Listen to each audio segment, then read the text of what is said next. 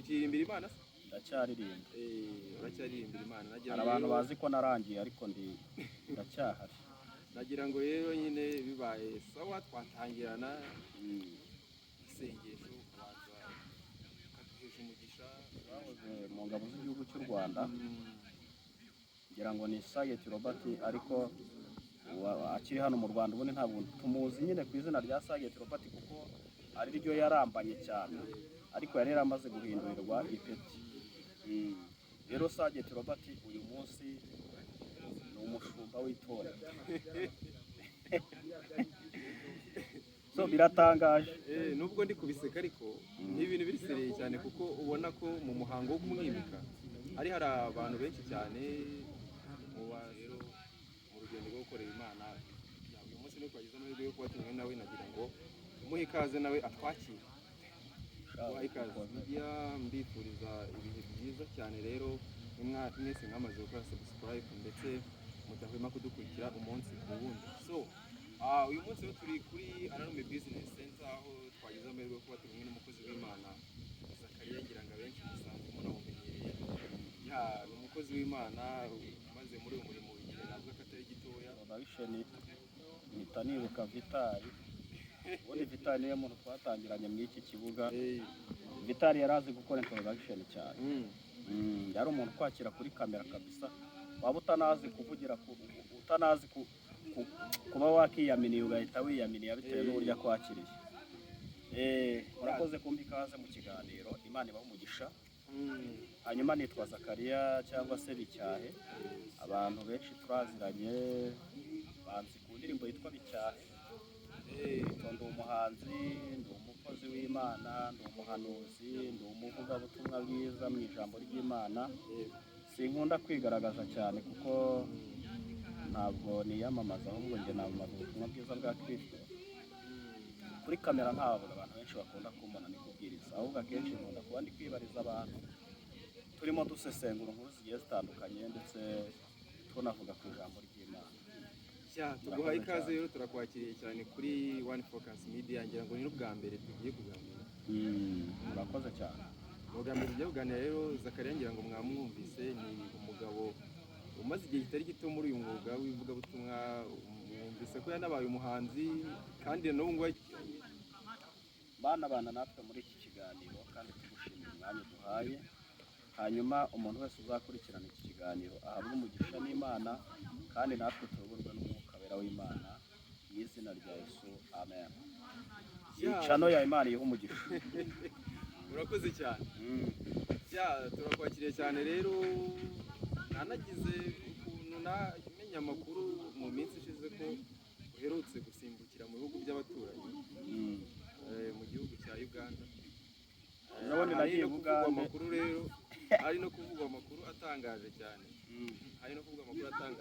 ngira ngo abantu bakomeje kugenda bayabona bayavugaho kugira ngo ni amakuru yatangaje abantu cyane kuko hagaragayemo umwe mu bahuze mu ngabo z'u Rwanda wagaragayemo ahabwa izindi nshingano z'itorero bitandukanye kure cyane rero n'amakuru twari dusanzwe tumuziho cyangwa yamuvugagaho mu minsi yashize byatangaje abantu cyane rero nkawe rero uherutse muri kiriya gihugu mu minsi ishize ngira ngo waduha ido n'ido cyangwa se nayo haba hari amakuru wabashije kuba wamenya mu gihe wari uri muri kiriya gihugu y'ukuntu byaba byagenze kugira ngo biriya bintu bibe nyine ubundi Uganda ni igihugu kigari Uganda ni igihugu kigari kandi ntekereza yuko kibamo n'abantu bagiye batandukanye hari umuhanzi wegeze aririmba aravuga ngo bambariye bambwira ngo ujye i Buganda bataye umutindi ndarabuka i Buganda ngo kuko nagiye i Buganda buriya rero Uganda habamo uduce tugiye dutandukanye hari agace ushobora kugwamo ugasanga ni agace keza kabisa karimo n'abantu beza ariko hari n'agace ushobora kugwamo ugasanga ni agace kabi ngera aho mperukira Uganda ntekereza ko agace nari ndimo ntabwo kari agace keza cyane kuko nahise numva mbaye nka wa muhanzi so warumbajije ku bijyanye n'umwe mu basirikare ngira mu matorero hariya abantu benshi cyane harimo n'abagaragayemo bagiye kujya bafatanya umurimo. Ibintu byatangaje abantu rero, nubwo ndi kwisekera gutya, ni ibintu bifatwa nk'ibirisereye cyane, kuko uriya mugabo hari amakuru yagiye avuga ko yahindutse, ubu ngubu yiyemeje gukorera Imana, ibiganza byose yabirambitse mu murimo w'Imana. Guhinduka ni ngombwa, umuntu ashobora guhinduka no mu munsi umwe. Abakayusi baba barabatinganya, ariko mu munsi umwe tugatungurwa no kubona babaye abakozi b'Imana. Urumva rero na Sgt Robert ntabwo twatungurwa no kubona ko yabaye umushumba w'itorero, nk'umuntu wavuye hano mu Rwanda tuzi ko yari umuhanzi uririmba indirimbo zitari zo guhimbaza Imana, ndetse hari n'umuntu uri kuvugwaho amakuru atari meza cyane ko yanavuye mu gihugu asa naho atari umuntu ugiye neza. Deni nta nubwo yasezerewe mu ngabo, ntabwo twamwita ngo ni ritayadi. Ntabwo wamwita ngo ni ritayadi kuko hari ibitaragenze neza, akiri muri iki gihugu. Navuga ko atasezerewe byeruye, ntabwo yasezerewe byeruye, ariko uyu munsi ageze Uganda ahise aba umushumba w'itorero. Ese Zakariya we, tutarajya kure, buriya bigenda gute kugira ngo umuntu ahinduke? Guhinduka k'umuntu, hari abantu benshi njya mbona baza mu bitangazamakuru bavuga ati narahindutse, nari muri ibi ngibi ariko narahindutse, mu murongo Imana inshakamo. Abantu benshi batari bake tujya tubona, cyangwa se nawe bagiye uhura nabo bavuga ngo barahindutse. Ubundi bigenda bite kugira ngo umuntu ahinduke? Ni ikigaragara yuko akenshi abantu bakora ibyaha bazi ko ari ibyaha. Urumva hari uburyo umuntu avuga ngo nari mu buyobe, ariko hakaba n'igihe umuntu avuga ngo ibyo nakoraga nari mbizi ko ari ibyaha. Urumva ko abo bantu batandukanye. Kuba umuntu ari mu buyobe, deni yagendeye mu kigare muri sosiyete ikora ibibi bintu nk'ibyo ngibyo, ariko hari n'umuntu ubikora abizi neza ko ibyo akora ari ibyaha. Abo bantu baratandukanye. Rero ntekereza yuko uwahindutse ni uwahinduye ingeso, yari abizi neza ko azifite. Hakaba rero n'umuntu wahinduwe. Wumvise ko abantu babiri batandukanye. Ubwo uwahinduwe biba byaragenze gute? Uwahindutse n'uhinduye karitsiye, urimutse. Wowe ushobora kwimuka wiyimuye, kabutinye nkurikije ibyo nkora ntabwo ari byiza, izi ngeso ndimo si nziza, mbese bitewe n'uko ushaka guhindura ubuzima bwawe, ugahindura kirimo. Ushobora kubwira abantu uti hahandi mwari munzi sinkihaba, narahavuye kera. Uvuze ibyo bintu ukanyibutsa umukozi w'Imana se? Aho nari ntuye ntabwo ariho ngituye. Ukanyibutsa umukozi w'Imana koko? Noneho uwo muntu wahinduye karitsiye cyangwa se wahinduye ingeso atandukanye n'umuntu wahinduwe. Ubwo reka mvuge ko wenda uwahindutse we cyangwa se uwihinduye ubwe, uwagize uruhare mu guhinduka ubwe we twamwumvise, ariko si ngo wowe wahinduwe. Uwahinduwe uwo nguwo tumwite Sawuli. Uwahinduwe ni Sawuli, wahinduwe ariko atabigizemo uruhare kubw'umuhamagaro. Umuhamagaro utandukanye n'umuntu wakunze ikintu akakijyamo. Uwakunze ikintu n'uwagihamagariwe baratandukanye. Ubu dufite abantu bakunze, umuntu agakunda ingeso za Kagoma, akavuga uti ngewe ingeso za Kagoma ndazikunda. Uramvuze nawe ntanze kwibuka. Urumva nta kibazo. Urumva agavuga uti ngewe imyitwarire ndayikunda, numva nanjye nagendera mu murongo, cyangwa se ahakorera ndumva nanjye nahakorera. Uwo muntu watandukanye n'umuntu wahamagawe. Wayumvise? Rero uwahamagawe cyangwa se uwahinduwe reka tumwite Sawuli, kuko Sawuli nawe yarahamagawe ntabwo yahindutse. Yarahinduwe. Rero twikomereje ku nkuru yacu, kugira ngo hari uburyo ufite wakiriyemo iriya nkuru nawe ukiyibona. Ku rwanjye ruhande njye ntabwo nshobora kumenya ngo Sgt Robert yarahindutse ku mpamvu ze, hari uwo nshobora kumenya ngo yarahinduwe. Cyakora tubitega amaso turebe niba koko Sgt Robert ari umuhamagaro.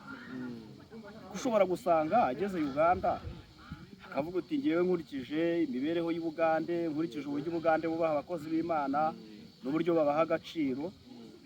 Ejo nibwo nahoze avuga ngo uburyo iyo ugeze mu gihugu kirimo impumyi, ufite rimwe agize gute? Arayobora. Ushobora kugera mu gakaritsiye karimo umuntu utazi no gusoma muri Zaburi, kandi wowe ugasanga urazizi, uzi n'aho wabasomera, bigatuma ubayobora ariko atari umuhamagaro. None se ariko nkwibarize gatoya, ngira ngo wenda wagize amahirwe yo kugerayo, imisengere ya hariya cyangwa se imigendekere y'amadini ya hariya ubona itandukaniye he n'iy'amadini ya hano? Kuko njya numva aba bantu benshi baba bavuga bati hari ukuntu mu Rwanda tugiramo akantu ko gukabiriza ibintu ukuntu. Uganda bavuga ngo Uganda itandukanye n'inaha iwacu. I Bugande ntabwo bakunda kujaginga, ngo ngiyo ngo bahite bambaza recommendation, bambwire ngo none se icyangombwa kikwemerera ko uri umuvugabutumwa kiri hehe, cyangwa se ngo bambaze ubuhamya. Ni ukuvuga ngo iyo ufite ijambo bakwakira kuko ufite ijambo, upfa kuba uri porofeti cyangwa se ufite ibintu byo kubwira abantu.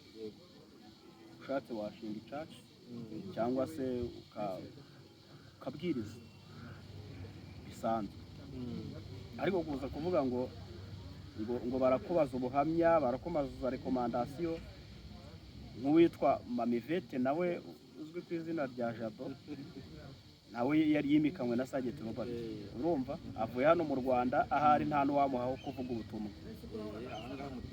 Urumva kubona n'urusengero yabwirizamo hano mu Rwanda byari kumugora, ariko ageze i Bugande arimitswe, abaye umushumba.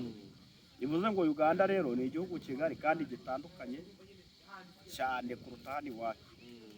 Abavugabutumwa benshi hano mu Rwanda bahavuye batazi no kubwiriza, uyu munsi bari Bugande bari guhanura. Kandi Uganda ni igihugu kizwiho amateka y'uko kitigeze kumenya Imana, babayeho mu buzima bwo kuraguza. Urumva babayeho ubuzima bwo kuraguza, bapfumu, ibiki byose. Iyo rero haje umuntu uvuga ngo nderetswe, bamufata nk'umupfumu wabo. Urumva bitandukanye no mu Rwanda ushobora kubwira umuntu ngo Imana irambwiye akabifata nk'ibisanzwe. Aho twarabimenyereye cyane kuko byagiye bintu harabimenyereye. Abanyamitwe bitwaza iryo jambo ry'Imana cyangwa se bakitwaza ngo Imana yanumye. Buriya n'abantu bavuye Uganda bari hano mu Rwanda bafite n'amacaci, iyo ugeze mu macaci yabo ubona ko bitandukanye n'abantu bavukiye hano iwacu. Kuvuga ngo abavuye i Buganda, iyo ugezeyo ukavuga Imana bo bayumva cyane cyane cyane cyane cyane. Waba uhanura ubeshya, waba uvuga ukuri, barakumva kuruta babandi b'inaha iwacu babanza gucencura no kujyana ngo barebe niba koko uwo muntu ari mu mwuka cyangwa atarimo. Kuvuga ngo hano iwacu ho muri ADPR uhagarara ku gatuti, waba uri kubwiriza bakaguhera ku kirenge bakamenya koko niba ikurimo cyangwa itakurimo, imurimo cyangwa ntayimurimo. Rero ntabwo biratandukanye.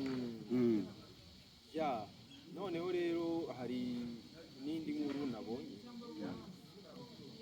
ariko nanone idatandukanye cyane n'iyo ngiyo. N'uwo mama Yvette wingira ngo waba hari n'ubuhamya wamufiteho, wenda ari ahantu wigeze guhura, haba mu masengesho, muri ibyo byumba cyangwa se mu zindi nsengero, wowe ubwawe ni umuntu wari usanzwe uzi gutera? Mama Yvette ni umuhanzi, kugira ngo yavuye hano n'ubundi ari umuhanzi, ari n'umuvugabutumwa. Kuvuga ngo hari ubundi buhamya bundi muziho, aho naba ngiye gutandukira. Naba ngiye gutandukira. Kimwe cyo navuga, uyu munsi ushobora kubona umuntu atameze neza, nyihanganira ijwi ryanjye ntabwo meze neza, ndarwaye. Umuntu ushobora kumubona atameze neza uyu munsi, ariko ejo mwahura ukamubona. Umuntu ashobora guhinduka umunsi umwe. Nanjye maze iminsi mbona umuntu witwa Kayusi. Kayusi ntiwamubonye? Kayusi ntiyazaga hano kuri Ararume yambaye ibintu by'ubushwambagara, ibitenge, ibipurante, amakanzu y'abagore. Ariko uyu munsi Kayusi ari kwambara ikoti ry'abavugabutumwa. Kayusi ari kugendana Bibiliya. ntayo Kayusi buriya nuko mutabizi azwi ku izina rya shitani. njye nabanje kumubona abinaniye ubwoba Urumva? kubera n'amateka nari muzi yo kumubona na Bibiliya byaneye ubwoba ndavuga nese ibi bintu koko birashoboka. Oya Kayusi ni ukuvuga ngo ibintu yakoraga byari ibintu by'abadayimoni gusa. Urumva? Cyari ibintu by'abadayimoni, wabonaga ko Kayusi yatewe yinjiriwe n'abadayimoni bakomeye, ariko buriya umunsi umwe ushobora kubona umuntu yahinduwe. Yego. Katwizere ko Kayusi yahinduwe, atahindutse ku giti cye. Nawe urabihamya ko yahinduwe. Nkurikije uko mubona, cyangwa ni umutima we wamuciriye. Njye nkurikije uko mubona, buriya umuntu wahindutse hari igihe ushobora kuzamufata. Buriya umuntu wahindutse kubera impamvu z'ubuzima cyangwa se kubera impamvu ze bwite. Ngira ngo nawe wabikomeramo cyane ahubwo no, we hari igihe aba ari gukwepa abantu yayeretse icyizere, ariko igihe kikazagera uko bamufatira ahantu mu kavende ka kageso yakagarutsemo. Yego. Ariko reka twizere ko Kayusi we yahinduwe. N'ubu ngubu atandukiriye afite abamugaruye. Afite uwamugaruye. Iyo uri mu muhamagaro, byanze bikunze aba hari uzakugarura. Kayusi yarahindutse. Ntabwo se yumva ko ari indirimbo z'Imana. Yari afite indirimbo yitwa Toka Shitani Kanyo. Iyo y'ibitutsi gusa. Iyo ndirimbo ngira ngo abantu bakurikirana ibiganiro byacu bazanayumvamo kuko hari ikiganiro twakoranye. Hari ikiganiro twakoranye ngira ngo bazayumvamo ayiririmba neza anayigarukaho. Wenda yanavuzemo impamvu yayiririmbiyemo iyo ndirimbo. Ubundi hari indirimbo ebyiri afite. Hari indirimbo imwe yaririmbye asa nyine uri ku ruhande rwa Satani. Iyo ya kabiri rero ubanza yaririmbye amaze guhinduka avuga ati Satani ibyo wakoze ibyo wankoreye oya toka anavangamo n'ibyo bitutsi nyine kuko ariko buriya hariya byanze bikunze aba yarigeze gukorera Satani. Kuko iyo wakoreye Satani akaguhemba nabi ntabwo wagaruka umuvuga neza. Uyu munsi mbwire n'abantu bakorera Satani mu buryo bw'ibanga babwire ko atazabahemba neza. Ntabwo Satani azabahemba neza. Nta bihembo Satani byiza agira. Icyo akora agira ibihendo. Urumva? Ntabwo agira ibihembo, agira ibihendo. Ibihendo bya Satani rero bikuganisha ku bihano by'Imana. Ese nk'ubu ngubu nkawe umaze igihe muri uyu murimo w'ivugabutumwa, wagiye uhura n'abantu benshi bari muri uyu murimo, cyangwa se wagiye unabona abenshi nk'abo ngabo bahinduka, ndagira ngo utunyurire muri make nk'ibintu ubona. Hari abantu bajya mu byaha ukaba wabimubwira akumva nyine urimo uramubwira ibindi bintu atumva. Hari abantu bajya mu byaha ntibamenye ko bari mu byaha ahubwo bakumva umurongo arimo ari wowe. Hari n'undi ujya mu byaha ariko umutima ukajya umukomanga ukamubwira uti ibi bintu urimo nyamara nubwo akantu gasomyeho, nubwo uyu muntu mukoranye ibi ngibi n'ibiki, umutima ukamukomanga. Watunyurira muri make byibuze ni ibiki bishobora kukwereka umuntu ko ari mu murongo mwiza, cyangwa se ni ibiki bishobora kukwereka ko umurongo urimo wakane? Buriya nakubwiye ngo iyo umuntu akora ibyaha aba abizi neza ko ari ibyaha akora. Niyo umuntu acitswe aba abizi ko acitswe. Urumva? Wambaye umubiri turi mu isi. Habaho gukora icyaha nkana, hakabaho no kugikora umuntu acitswe. Umuntu wacitswe rero atandukanye n'uwagikoze. Igihe ko umuntu acikwa kabiri cyane, bitari rimwe, bitari kabiri, n'inshuro ijana uracikwa. Agaciko tu. N'inshuro ijana uracikwa, n'igihumbi wacikwa. Ushobora gucikwa nkagutuka ntabishaka, cyangwa se nkakwambura ntabishaka, ariko ushobora no kubikora mbishaka. Rero aba bantu babiri baratandukanye. Kuba umuntu yacikwa cyangwa se kuba yabikora bishaka. Ubikora yacitswe rero niwe uhanwa mu mutima. Muri iki gihe rero n'abaca imanza si babura.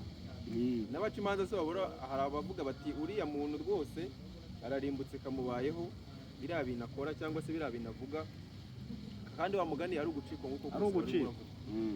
Hari umuntu ucikwa kubera ko ashobora kuba yagize intege nke kw'icyo kintu, agacikwa akagikora. Hakaba n'umuntu uvuga uti kama mbaye bavuge cyabaruriri nzabikora ndabikora uyu munsi nongere ejo nongere n'ejo nzabikora nimushaye muziyahure urumva uwo muntu rero ntabwo acitswe ariko hari umuntu ucikwa umutima ugahita umuhana mbabarira nakosheje uriya no kubana n'umuntu ucikwa biba byiza cyane urumva kuko umuntu nukosa ariko akanakosora agukoseza agahita acikwa agahita gusaba imbabazi aracitswe umujinya ikimbugu akakuvuta ibintu nkoze ni ibiki ndacitswe mbabarira kubana n'umuntu nk'uwo ntibigira uko bisa ariko ntuzahure no kubana n'umuntu muzabana buri munsi aguhemukira bishaka akakubabaza bishaka urumva ndagira ngo noneho twubake uburyo twinjira mu tubwira rero ngo abantu baracikwa hari igihe umuntu acikwa agakora ikosa ariko nyuma akihana hari n'igihe umuntu acikwa umutima nyine ukamucira urubanza bigakomeza kumurya cyane karangira aje gusaba imbabazi ariko se nk'ubu ngubu tuvuge nka Grace amakuru amaze iminsi avuga ko yaba yaratwaye umugabo w'abandi muri buriya buryo buriya se nawe twabigiye gutaho ko ari ugucikwa mu by'ukuri Grace ni inshuti yanjye bitagiye kure ariko ko twahujwe n'umurimo w'Imana kujya kuririmba iwe aho yayoboraga urusengero no kuba twaganira nyine mu buzima busanzwe ntabwo muzi bigiye kure Grace uko nawe umuzi nanjye niko muzi mu buryo bw'uko ari umukozi w'Imana asanzwe acikwa ntabwo mbizi niba asanzwe acikwa urumva ariko ibyamuvuzweho ntabwo nanone ndi buze kubyeza ko nshobora kubyeza hakagira abantera amabuye kandi nanone nshobora no kubitera amabuye hakagira ababona ko ari njye muvangirwe ariko reka mbivuge mu buryo Grace kuba yaratwaye umugabo cyangwa se kuba yarabanye n'uriya mugabo Ephraim ntabwo ari ikibazo ahubwo ikibazo cyabayeho ni uko Grace ashobora kuba atarigeze agaragaza umucyo w'Imana muri ibyo bintu ngo avuge uti nk'umukozi w'Imana wasengeye abantu wahanuriye abantu benshi wabwirije ubutumwa hirya no hino abantu benshi baramukurikiranye Grace cyane yari afite na channel rwose irebwa n'uyu munsi iracyakurikirana yari yakagombye kuba mwazirasaga akazihagararamo neza akarwana urugamba nk'umukozi w'Imana byaba na ngombwa koko niba bari badeshije bakavuga uti byanze bikunze tuzabana bakabicisha mu mucyo uriya mugore wavugaga ko bamutwariye umugabo agakorwa n'isoni ku mugaragaro sibyo bagashyira bundi hariya y'ibintu byagiye hanze kuriya habaho mu rukiko ubundi hatsinda ibimenyetso urumva ntabwo hatsinda kuvuga ngo njye nijye ufite ukuri warambeshyera ngo reka hatsinda icyo bita ibimenyetso hariya rero nabyita ko ari urubanza ubundi hariya Grace yari ageze mu rubanza yari akwiye kuza rero akavuga uti njyewe ndi umukozi w'Imana umuprofeti urumva ndi umuhanuzi mushaka uburyo ki bwose mushaka ibimenyetso n'ibizibiti bigaragaza ko uyu mugabo koko ntamukwiriye urumva hanyuma nibiboneka nzamanika ibiganza nk'umukozi w'Imana ntitaye kugira ngo ivugabutumwa n'icyo abantu bamukundira gikomeze gisigasirwe urumva hanyuma ariko biravugwa yuko uyu munsi Grace yakoze ubukwe butazwi mwibanga umuntu wari wese yakibaza kuki Grace yakoze ubukwe none ibyo byose bimwongerera kuvugwa nabi mu bantu cyangwa se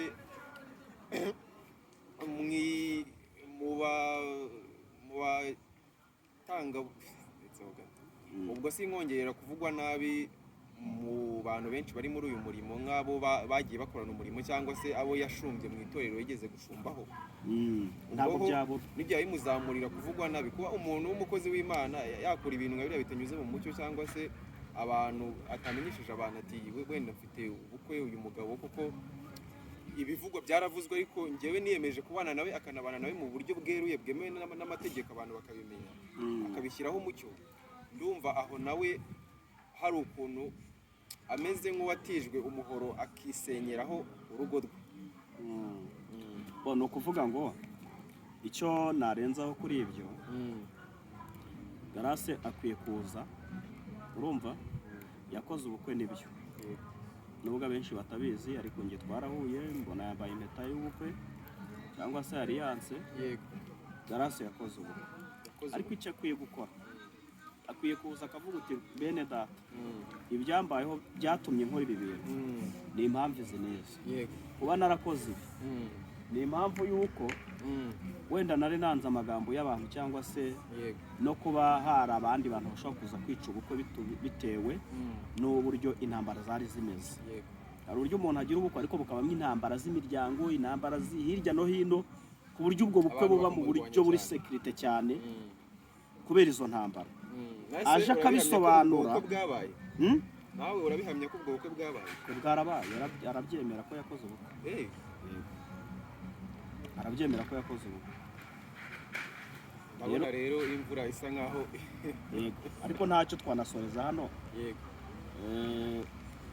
N'abandi bose bakunda gucikwa cyangwa se bakunda guhura n'izi mbogamizi bikaba ngombwa ko bagwa mu ntege nke, bajye bagerageza ibundi ikintu cyagaragaje. Ni byiza ko bitaramenyekana ariko nibimenyekana menya ngo abantu bazabivuga, hari ukuntu umuntu avuga ngo baramvuga ngo baransakuriza ngo kukuvuga ntibizabura, ahubwo menya ngo ndafata uwe mwanzuro kugira ngo niyesize ku bantu kugira ngo bamenye ko nyiri umukozi w'Imana. Murakoze Imana. Ariko rero dushimira abari badukurikiranye cyane, reka mbashimire ko mudahwema kudukurikirana umunsi ku munsi, mwari mwingaruka n'ibisanzwe rero hano kuri One Focus Media. Ndabashimiye cyane.